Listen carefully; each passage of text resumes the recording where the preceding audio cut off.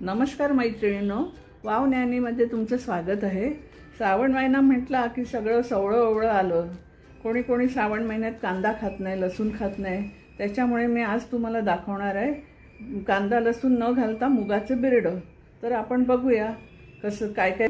हे मी मूग घेतलेले आहेत, काल सकाळच मी भिजत टाकलेले आणि दुपारी असे पाणी काढून ठेवलं आणि मग आणि हे घेतलेलं आहे जिरं फोडणीसाठी, थोडासा हिंग घेतलाय, थोडीशी हळद घेतले आणि 4-5 पानं कढीपत्त्याची घेतले, टोमॅटो घेतले, मीठ घेतले।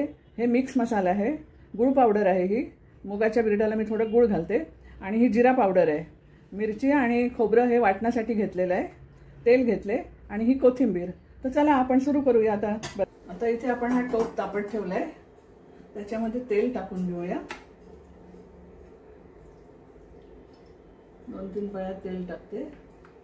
आपलं तेल तापलेलं आहे, आपण जिरे टाकूया।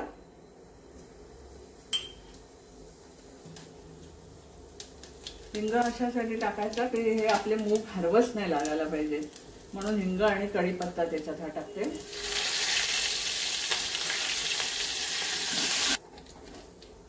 आता मी हे टोमॅटो एक घेतलेलं बारीक कापलेलं ते टाकते।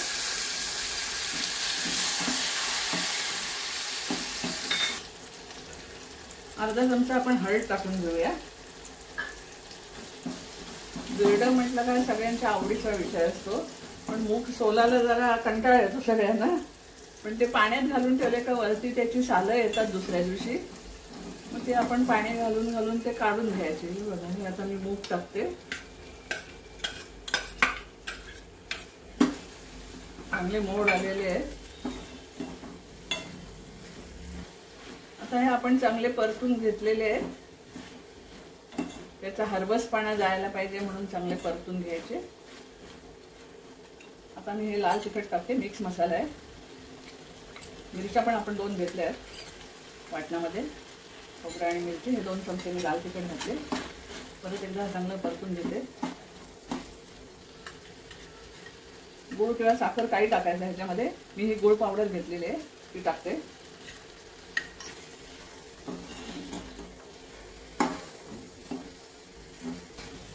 परतून झाले, थोडीशी मी अर्धा चमचा जिरा पावडर टाकते। आता आपल्याला पाणी घालून शिजत ठेवूया।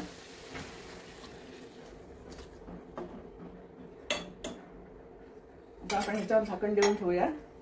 मूग कसे लवकर शिजतात, 5 मिनिटात वगैरे आपलं तयार होईल ते। चला आपली 5 मिनिटं झालेली आहेत, आपण उघडून बघूया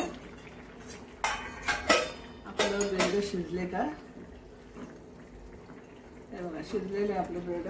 मध्ये हे खोबरं आणि मिरची वाटले ती घालूया।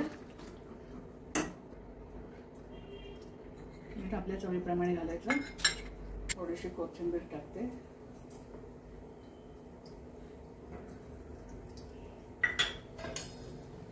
मस्त बिरड्याचा वास सुटलेला आहे। थोडा आता कड आला, आपण चांगला 1-2 कड येऊन द्यायचे, कारण मीठ वगैरे टाकले ते लागायला पाहिजे म्हणून। बघा मस्त झालेलं आहे, सोनारी पद्धतीचा बिरड आहे, तुम्ही पण करून बघा। आमच्याकडे दर सोमवारी आई सवळं घेऊन हे जेवण करायची। चला तर आपलं हे कांदा लसूण न घालता केलेलं बिरड कसं झालंय ते सांगा मला। आणि माझा हा व्हिडिओ तुम्हाला आवडला असेल तर लाईक करा, शेअर करा आणि सबस्क्राईब करा। तो परत धन्यवाद।